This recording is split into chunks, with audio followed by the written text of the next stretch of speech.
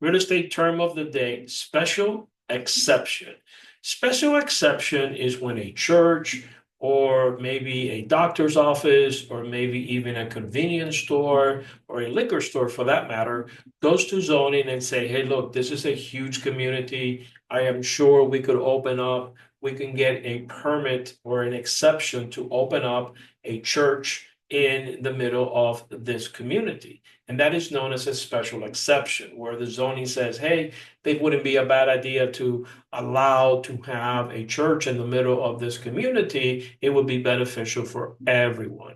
And then zoning will allow it, assuming that everything is correct and everything works out. A lot of times what they tell the bishop or the convenience store or the doctor's office, whatever the case may be, you cannot change the exterior of the property, but you could certainly change the interior of the property to your accommodations. And that is known as a special exception. For more tips and tricks, please visit my website. Thank you.